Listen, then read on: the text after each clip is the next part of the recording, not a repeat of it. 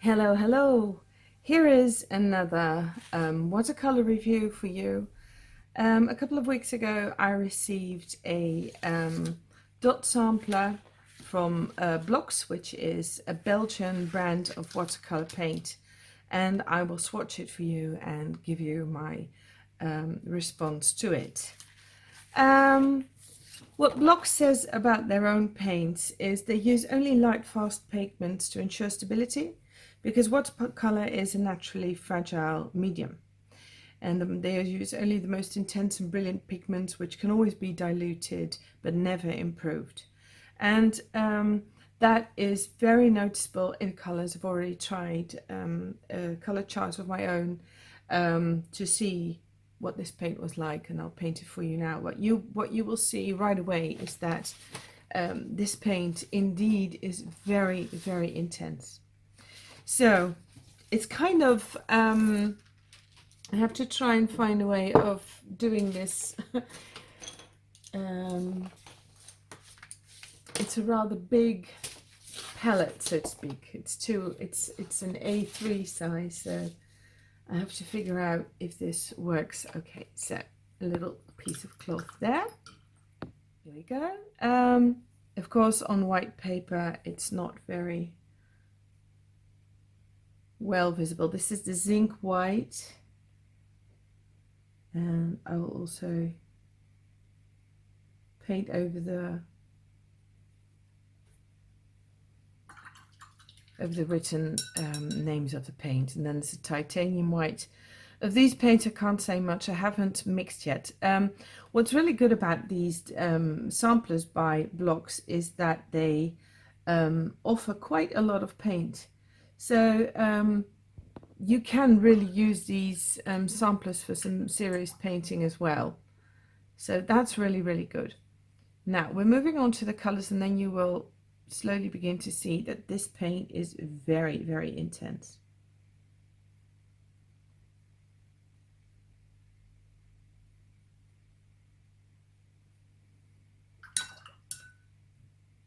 And in this sense, it reminded me a lot of Old Holland watercolor paint that I find for illustrative purposes, where you don't work in many layers, I like the intensity, but I find it a little bit hard to control working with such very intense paints. It requires a whole different approach to painting with watercolors than when you like working in many layers, which is what I normally do. So I'm trying to add a little water here, and as you can see, the paint is it doesn't immediately flow into the water, but we'll see it better with darker colors, because when the paint comes off like this, very intense, the consistency is a little gooey. Can I say gooey? So it requires a little bit of extra water to make the colors start running. Now the Blockx yellow, they use PY3 for that. The pigment, I don't know. I didn't study the pigments in advance. This is a beautiful, transparent, very bright yellow pigment. When I review my paints, I try to go into it as unbiased as I can. I don't look up much information. Sometimes I know a little bit about the paint because I've already seen others work with it, but in this case with the Blockx, I had no idea. I didn't even know they were a Belgian brand. I always thought they were American, in fact, and then they turned out to be our neighbors. But as you can see, with every paint, you know, it just lifts very easily. Let me show you. Here is the dot chart. I mean, the paint that comes off it is remarkable. It's quick. It's, you know, it's very intense. So when you use this paint, I bet a little goes a long way. I mean, I'm laying it down in incredibly intense layers, but when you're working with watercolors, you will want to probably work with thinner layers.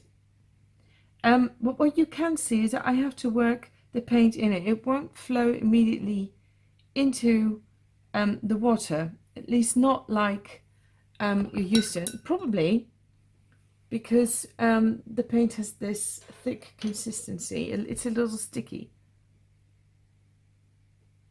Now we're moving on to the golden green.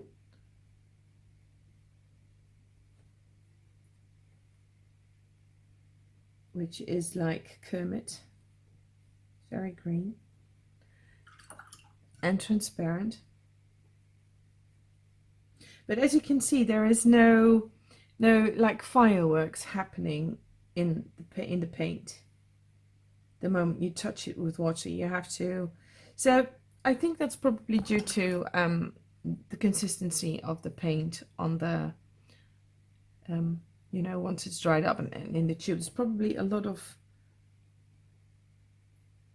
maybe it's honey, or there is some binder in it that keeps it a little sticky.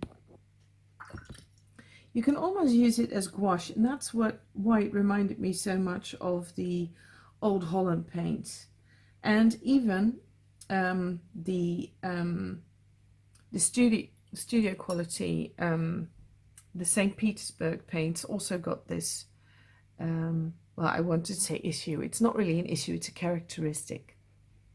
You know, I mean, this is very obviously very intense paint, beautiful pigments. But this is, there's a different way of working with this than what I'm used to. I have to say, I have to be honest with that, I also have a fairly big collection of Old Holland paints. And I have to say that I find them a bit hard to work with because they're so intense. I mean, I like intense colors. It's just that when they're intense like this, you know, working with watercolors, it's always better to start with thin and light and airy layers and then to start laying down color, but you know, to work into more vibrant colors by, you know, working with layers. But with this paint, I think I'd find it a bit hard, just like I find it a bit hard with the Old Holland. So I think it's about the same. Now Gamboge, by the way, this is the Indian yellow, which I find a little bit on the orange side for an Indian yellow. I am used to Indian yellows that are more golden and not in an orange kind of way, but more like there is a tad of maybe nickel azo, well, you know, that's heading that direction. The same applies for the Gamboge. The Gamboges that I know from the paints that I worked with are also not, this is very orange. It's beautiful color nonetheless, but the name of the color sort of, to me, a Gamboge and Indian yellow are often in about the same range, or a bit golden, and this is, well, orange, as you can see, because now I'm laying down the cadmium orange, cadmium yellow orange, and well, they're in the same range of colors. So that was quite, I don't think I've found a color to match a nickel azo, for instance. So all the colors are super bright, as you can see. I mean, this keeps going on until the end of the chart. You know, it's nowhere do these colors become any less intense or vibrant.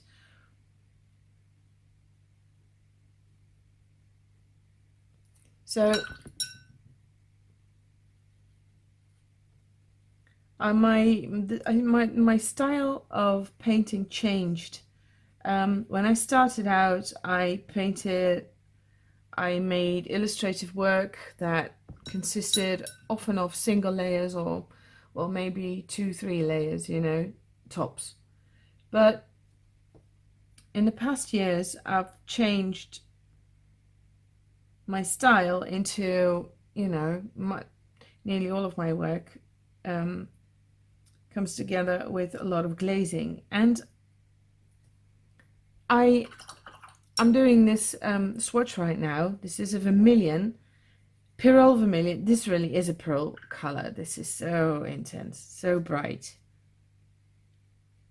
But I would have loved it for my old techniques, which was in which I would require very, very vibrant colors that could, you know, easily lay down a lot of life in only one layer. But, you know, in recent years, I've been working in a lot more layers. I mean, sometimes paintings have tens of layers in them. And I'm not sure if that would work with this paint. But having said that, I'll have to try. This is a Cadmium Red Orange, and what I found remarkable first time I painted this is that it looks as bright as the Perl Vermilion, only it dries up a little on the dull side compared to the Perl Vermilion, but they look alike rather much. Now, Perl Red, you know, that's like when a child thinks of red, this is the red you think of. It's lively, it's vibrant.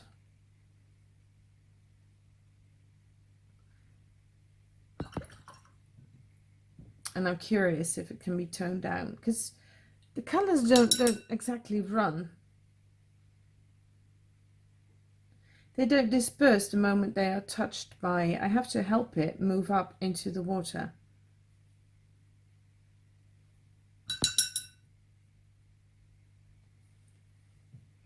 Okay, then we find here Blockx Red, which is PR254. I have to say, I don't know at this time. I don't know all the pigment numbers by heart. I know some, but I don't know all of them. And this is a very deep red, beautiful red, with a slight hint of, well, heading towards, well, alizarin. Don't know what color this is, by the way, but it's beautiful. But because they're so intense, sometimes it's quite funny to see that, you know, oh, these are pigments I already know. It's just that they are so intense that it takes a little getting used to. Now moving on to Cadmium Red.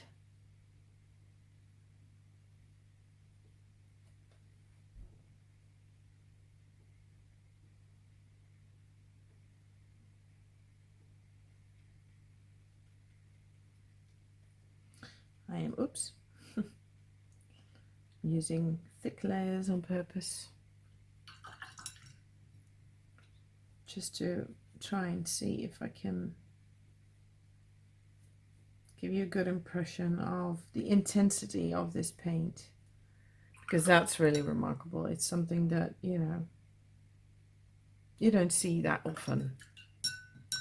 Cadmium Purple. Cadmium Purple, this I found a really interesting, it's PR108, Cadmium Purple. Found it an interesting name. I don't think I've ever heard of a Cadmium Purple before. What I like about this paint is that, you know, it's the light fastness that they want their paints to have.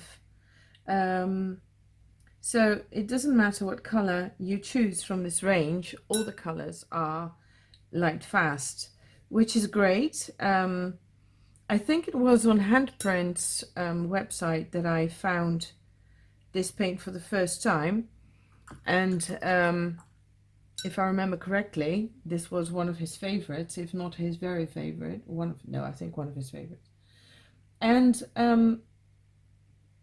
I sort of get it, because This is a Quinacridone Red, by the way. And it's much more transparent, as you can see. And I feel I have a strong liking. I really love the quinacridones because they are bright and vibrant, but at the same time they also they're very transparent, so they allow some light and room in your painting, in the colors. That's what I like about them. I hardly use cadmium colors, only to mix. And then I always mix them with very transparent colors. I love the Quinacridone Red, and it dries up really beautifully as well. But you will see that later on. So moving on to Ros Pale Lake. I find this a name just like the Rose Lake that doesn't really. When I saw that name, I was, wondering what color that would be, because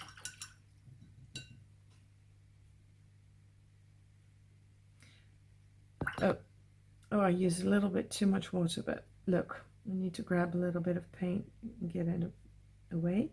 Okay, so this is a really beautiful, vibrant pink. It's gorgeous, and that's the pale. Now we move on to Rose Lake.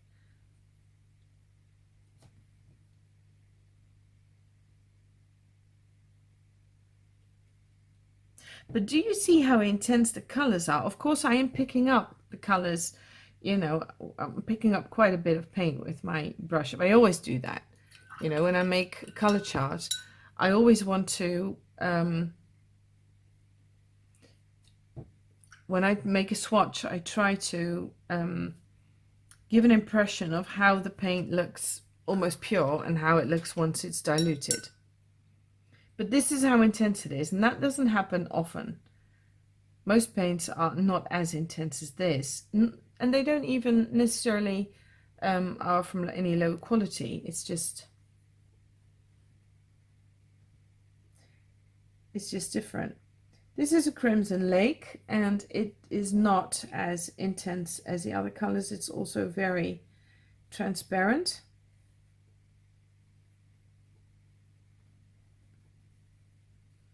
And I like that very much. I think many of the yellows are a bit too much in your face for me. Okay, Crimson Lake. Now move on to the Quinacridone Magenta. And as I said, I love my quinacridones. They are incredibly popular. It's kind of funny, but the reason why is just they are so lively. Sometimes, it's just a trend that everybody likes certain colors, like the cobalt teal. That is a fashion color, but I don't think that's the case with the quinacridones. They are so warm and so they are like a colored lamp. They are beautiful. Right, normal magenta, PB19.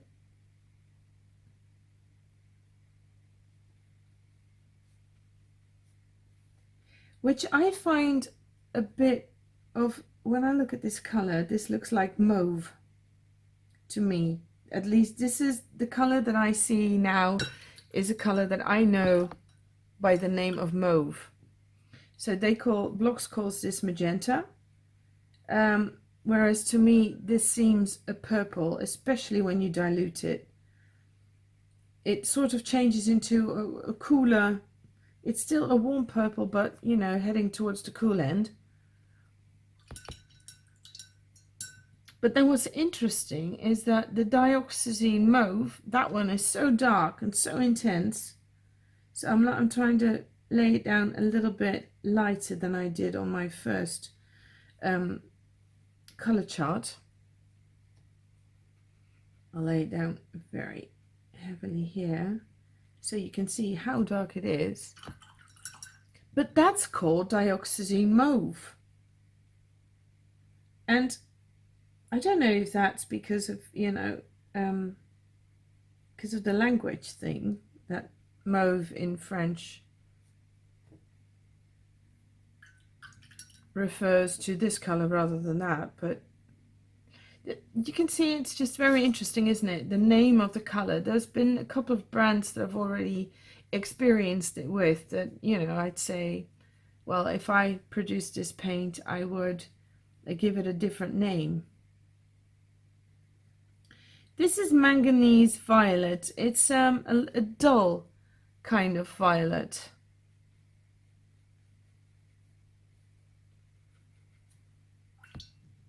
And I suspect it would be great for floral painting. Now moving on to Cobalt Violet. There is not much Cobalt Violet paint on the dot sampler, unfortunately. And as usual, I mean, the Cobalt Violet is not a very strong color. I have to work quite hard. Not a lot of paint is coming on onto my brush, and this is the most intense I can get it, so that's not really.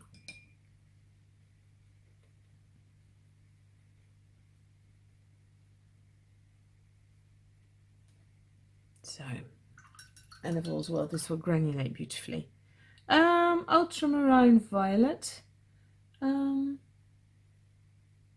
That's also a color I found a bit remarkable. That they call this an ultramarine violet. To me, this really looks like a blue and not like a violet color.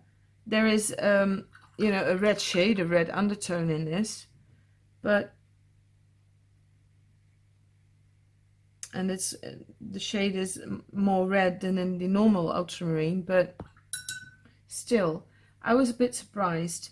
Then there is the Cerulean Grey. That's what they call their lightest blue.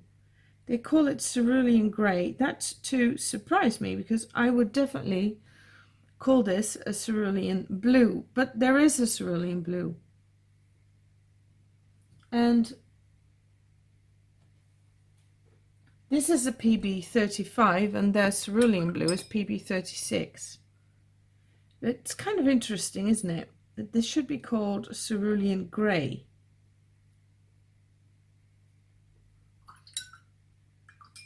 Okay, so that was the Cerulean Grey. Now we're moving on to PB 36, which is going to be Cerulean Blue. As you can see, it's incredibly intense. You can't compare this Cerulean Blue to any other brand. Cerulean Blue is always a very laid-back color, a very modest blue. And in this case, this one is definitely not modest. The Cerulean Grey is modest. Maybe that's why they call it grey. That's a modest color, not this one. Cyanine Blue. And this color this is a combination of PB28 and PB15-1.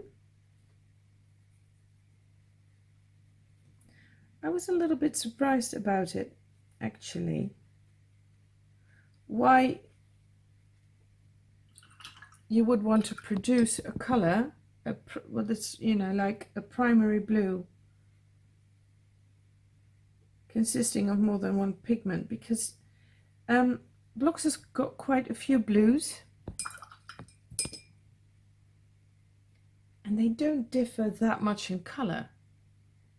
So now Cobalt Blue PB28, and I have to say this is one of the most intense cobalt blues I've ever seen.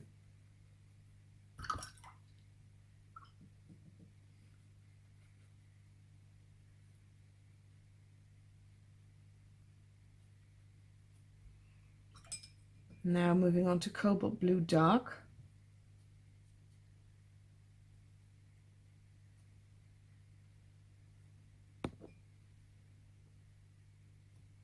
By the way, the ultramarine violet dries up a bit more purplish. Can you see that? Now that it dries up, compared to the blues that are now appearing onto the color chart, it does look a bit more violet.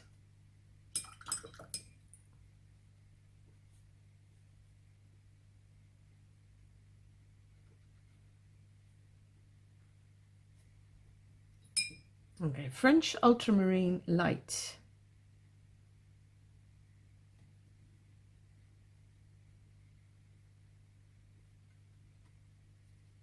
What Blockx says about watercolors being weak is true. Watercolors are weak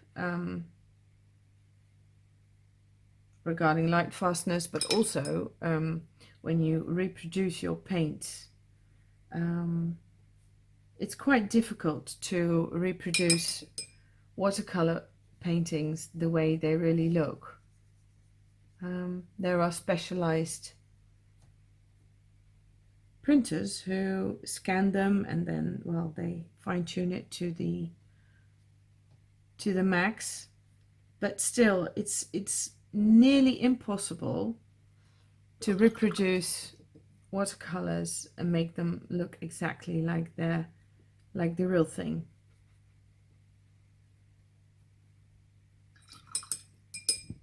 So it's for that reason that I got interested in gouache at some point in time, because gouache doesn't let a lot of light through, so it's a lot easier to scan and photograph.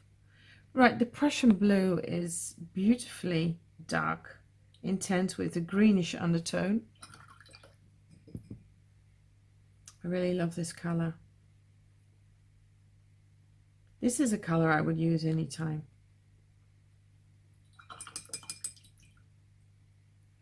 Now, Indanthrene or Indanthrone, Indanthrene blue, which is like, usually it's the Delft blue.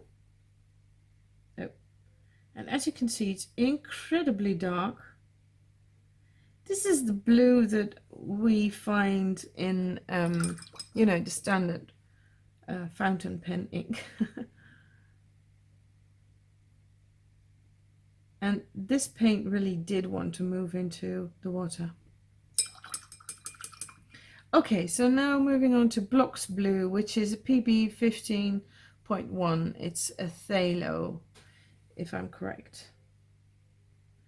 And as you can see, very, very dark, very intense. Phthalos are always intense colors. They are also in the cheaper, they're also often very good in student grade paints because, I don't know, I suspect it's a cheap pigment or something. Okay, so we move on to primary, hold on, have I, primary blue, oh no, the cyanine blue. I thought for a minute I had made a mistake, but I haven't. This is primary blue. So this is not the cyanine blue. This is primary blue. That got me a little mixed up when I saw this color chart for the first time. I thought you have a primary blue right next to cyanine blue. So those are definitely not the same colors.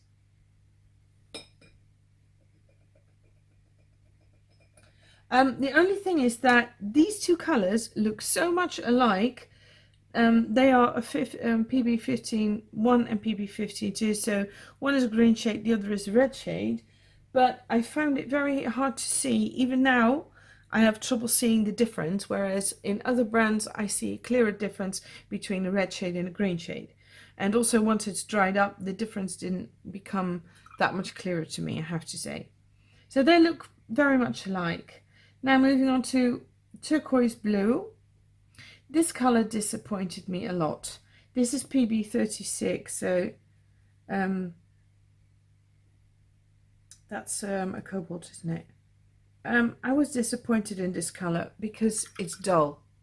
And if anything, I think especially in the latest fashion, the turquoises that people love to use are bright and transparent and vibrant, and this color is not transparent, not fully transparent, and it's also dull, and it dries up dull. I do like the color, but I would have expected a different color from turquoise, something brighter. Okay, now indigo. Indigo is my favorite color.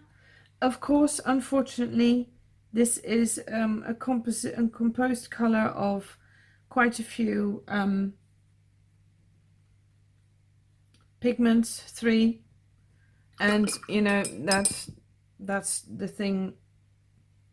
It's the case in most, or I think even in every brand, because pure real indigo is not light fast at all. So it's a gorgeous indigo, by the way. It's a very beautiful color, but you have to keep in mind when you buy indigo that you are buying a set of 3 pigments, you know, in one tube. Blockx sells their paint in tubes and in pans, and they have these metal cases for their pans, for their half pans, but they also, but you know, that's a very special gift, they have these wooden sets, wooden boxes with lots of paint in it, and well, they are gorgeous, absolutely gorgeous, but expensive. Turquoise green, that is also the PB36 again, and I like this color better than the turquoise blue. It's still dull, still not a very vivid or strong color.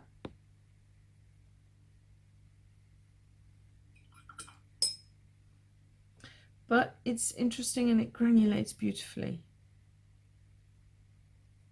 So it granulates a lot better than the blue one. Okay, chrome green. Now this is a color I would never ever buy for myself. I suspect it's landscape, botanical illustrations. This is just a color I have no idea what to use it for. But I do have chrome green in other brands, and they were in sets or something. And this one is beautifully strong. It's a strong color, and that sort of made me interested in, you know, I'm going to try and mix it soon to see what it does. Now, this is Blockx green. What Blockx, the colors that they, you know, adhere their brand name to, I noticed are very strong, vibrant colors. It says something about their identity, about what kind of paint they like to make, don't you think? Okay, permanent green.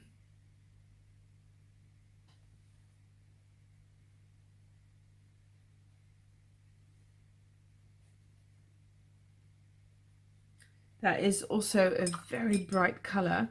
I wonder if people paint landscapes, how they tone down these colors, because I've noticed something very odd about Blockx. They don't actually have a color like raw umber, at least not in their sampler, which I found remarkable. I don't think I know any other brand that doesn't carry raw umber. I'm saying that right, yeah. Yeah, no raw umber. Okay, cobalt green. This is the most beautiful, intense cobalt green I've ever seen. All the other cobalt greens that I've seen thus far are very light, very hard to pick up colors, super transparent, granulating, but, you know, incredibly shy. This isn't shy. It's a dull version of green. It's not a very bright and vivid green like its neighbor, but you know, it's there. Phthalo green.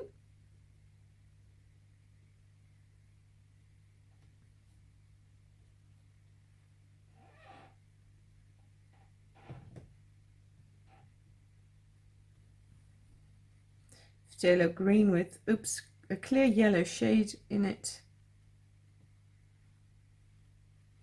Oh, I accidentally touched the other color and that's now running into this one. But anyway, the phthalo green, I think it's gorgeous color. Now Viridian.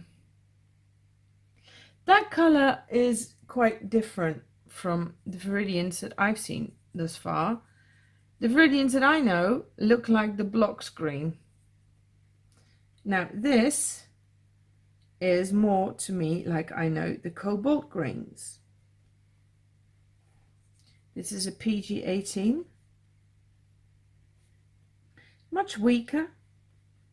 It is not a very dull color, it's just a little bit weak. But it's not a color that I'd expected.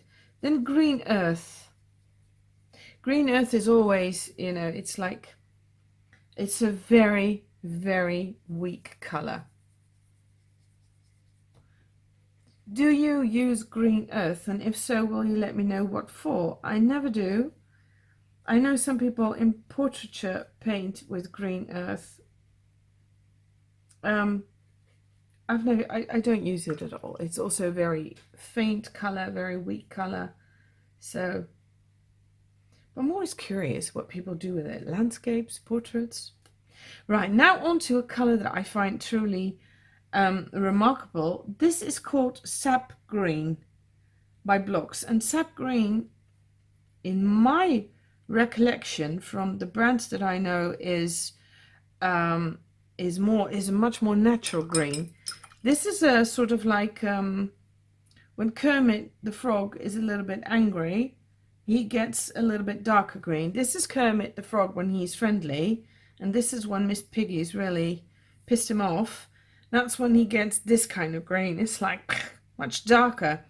If I remember correctly, in Horror-Dam Schminky, it's called May Green. It's very bright yellow green. So it's like, I'd rather say this is the neighbor of the golden green, and rather than placing it within the greens themselves. And it's true because the pigments are a PY 154 and a PG7, so this really is a mix. Just like the other one is also a mix of the PY 154.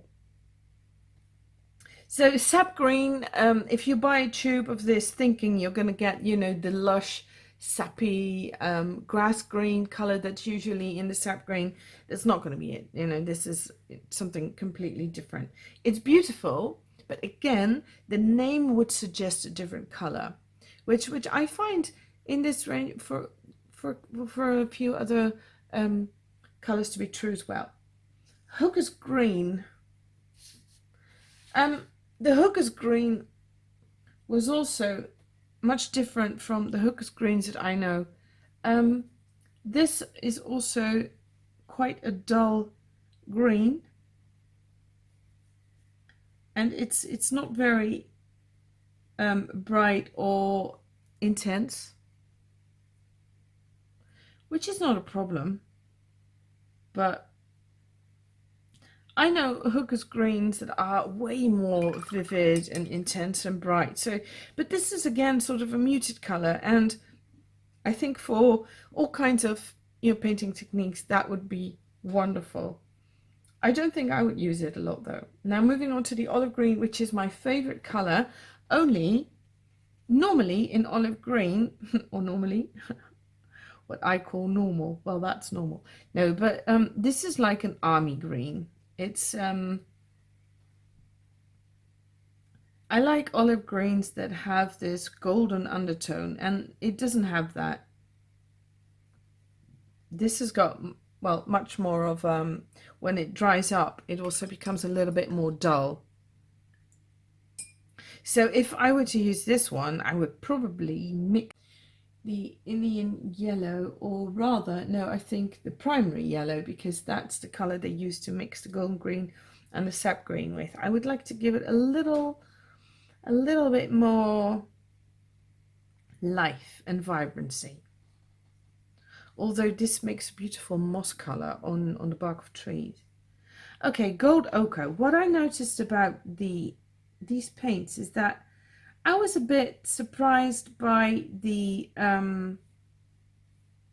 transparency of the earth tones, because so many of the colors are so in your face and so, you know, intense, and then the earth tones in the Blockx paints are a little bit more laid back and take a little bit more work to get onto the paper as intense. Italian earth, I suspect this would be called raw sienna by other brands, I think. I'm not sure. That's what it reminds me of. And the gold ochre and the Italian earth are very, very similar. Only the gold ochre dries up a little bit more yellowish. And then there is yellow ochre, and that one is again very similar to the gold ochre. It dries up, well, it's a little bit more intense, as you can see, than the gold ochre. The gold ochre seems to be more transparent, a little bit more laid back. But in the end, the colors look pretty much the same.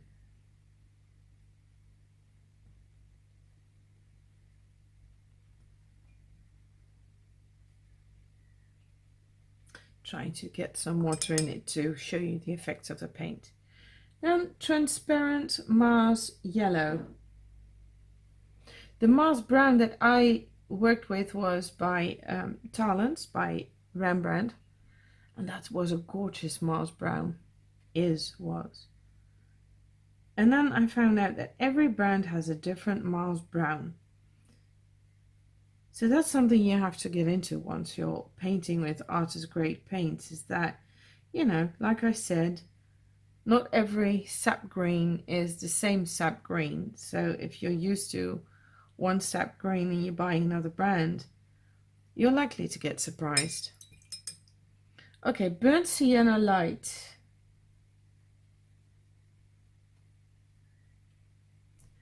And this required a little bit of work to get onto my brush. This can be just like with any other dot chart. I painted the Isara dot chart a little while back, and I have a second Daniel Smith dot chart, and I found it there too, that sometimes the paint dries up so much on paper that it picks up a little bit more difficult. So there's no way of saying that, you know, a certain paint is a little bit weak, or from what I hear, many of the paints that are a bit tough to pick up from dot samplers are fantastic straight from the tube, or even, you know, after having dried up in a palette, because paper absorbs some of the paint and some of the agents in the paint. So this is light red, and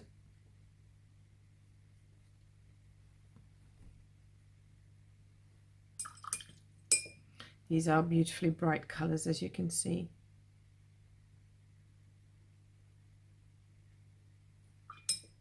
Now Venetian red.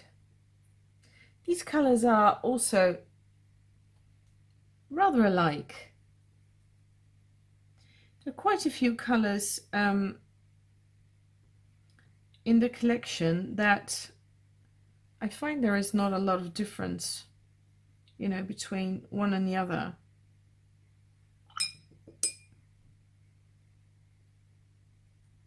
And then, of course, it's about other properties that sometimes really are different. You only notice difference once you start mixing them.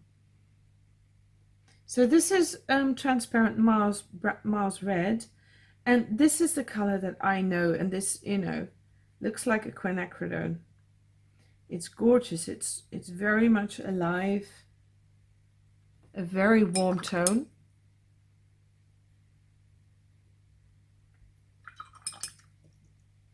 I'm adding a lot of water, as you can see, to see if the paint will create, you know, I would call it bloom, like that, when you know, or like fireworks, when the water will simply, you know, start making these patterns in the paper, in the paint. I wouldn't do that when I paint a painting, but I do it on color charts, because when you add a lot of water, you know, granulation, like here in the Cobalt Violet, really gets a chance to just, you know, do its own thing.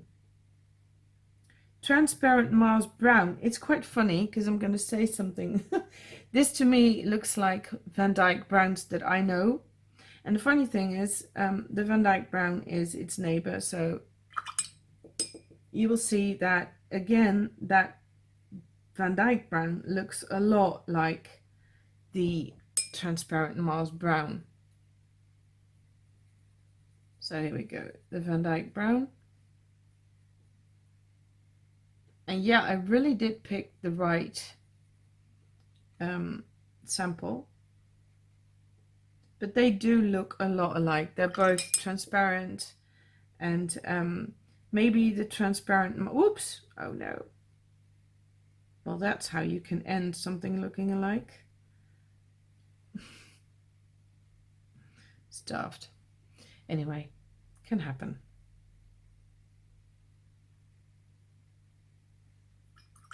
And when they dry up, they're pretty much alike, only the transparent Mars brown may be a tad darker, a tad, yeah, more intense.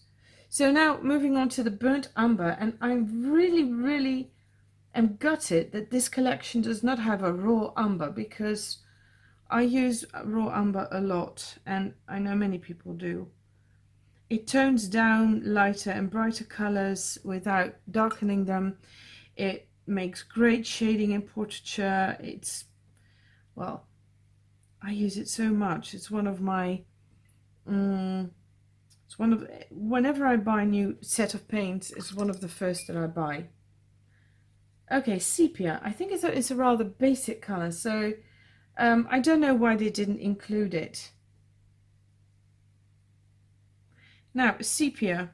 The sepia is a beautiful dark brown. It's again different from what I know, the sepias that I know are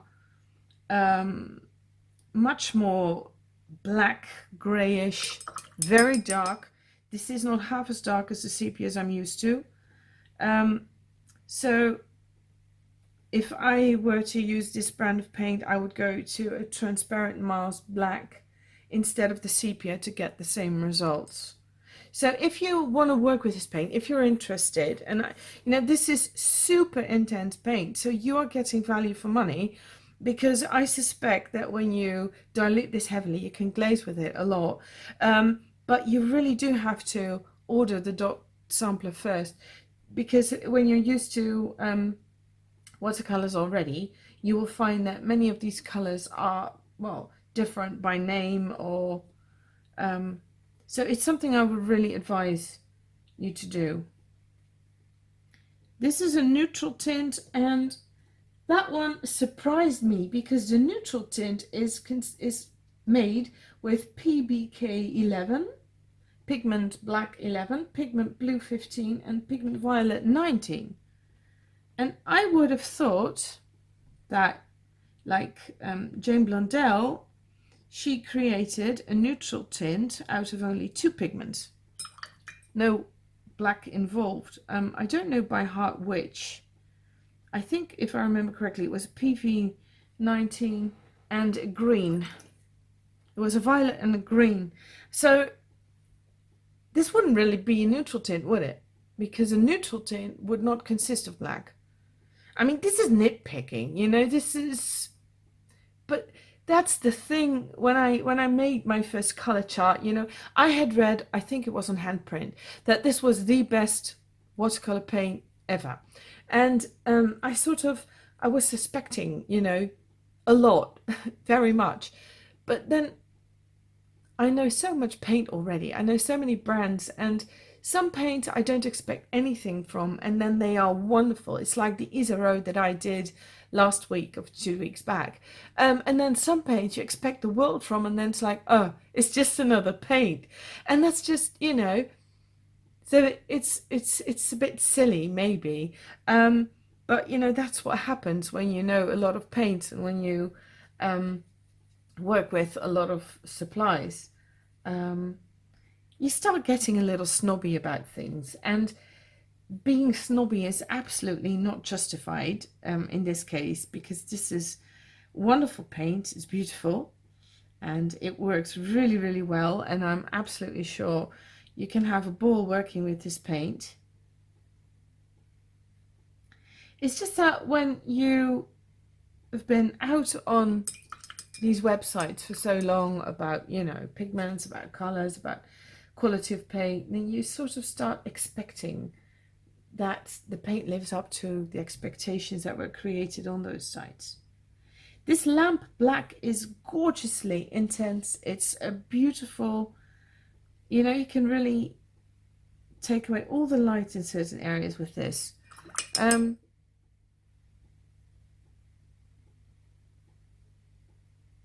In many artist views, it's not done to use black, but I absolutely love it, because I love how in some paintings you can, you know, enhance contrast by the use of black areas. So this is the color chart, and it's still wet, and I'm going to show you the dried version. So, well, these are the dried up colors. And as you can see, they are a bit dull. I do have to say that I do wonder how great the effect was, because I've done this on Schiller's Hammer number 10 watercolor paper which is a natural white. So I did the next color chart just now. Sorry, I have to check again. On pure white paper to see if that, you know, helps a bit, because some of the colors were very much duller than I'd expected, although I can already see that for some colors that I really would have wanted to see more brightness, it didn't really help. Right, what can I say about this paint? So it's, as you can see, and here comes my dog.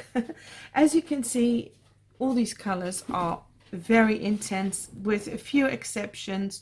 The green earth is not a very intense color, but that is never a very intense color. The Hocus green is not an intense color, which is a little bit surprising, because the way I know it is that it's very intense. The Hocus greens that I know are much more like the permanent greens that I see here. So it's different. The Cobalt Violet is also not a very intense color, but it's a gorgeously granulating color, as is the Turquoise Green. The Cerulean Grey is the French Ultramarine. The French Ultramarines do granulate, but not very heavily, though, at least not on this paper. I've added a little bit more water in the other color chart, so we can see the Cobalt Green here granulates, the Viridian Green granulates, the Green Earth, and a couple of the earth tones as well. Well, they're all very intense, just like the Old Holland is. So I think, you know, this paint will be wonderful for some. For others, it will be too intense in that they have to tone down the paint, dilute it all the time. But, you know, that being said, this really does offer great value for money, because here in the Netherlands, the paint is just as expensive as any other brand, but it will go a long way probably. It's got many blues. There are a lot of blues in this collection. What I miss is a really golden tone, like a nickel azo yellow. No azo colors here. Probably got something to do, I don't know, maybe light fasteners, or I don't know what, you know, if I were a paint manufacturer, I would probably have great trouble limiting myself to a certain palette, because, you know, once you get going, you know, there are people who are not very happy with Daniel Smith paint, because they create so many different paints, among which duochromes and mica paints, and but then again, I can understand once you do get going, I think I would have a tendency as well to just keep adding to my collection. I see some colors here are missing, like a nickel azo, for example.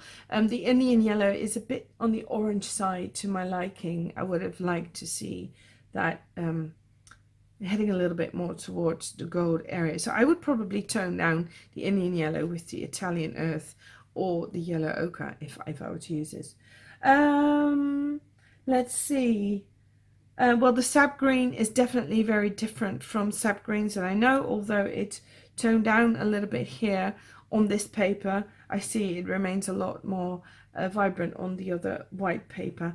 Yeah, well, the last thing I really think is a pity is there is no raw umber, which, well, maybe the transparent Mars yellow, maybe that sort of is raw umberish, or maybe that is what others would call raw umber,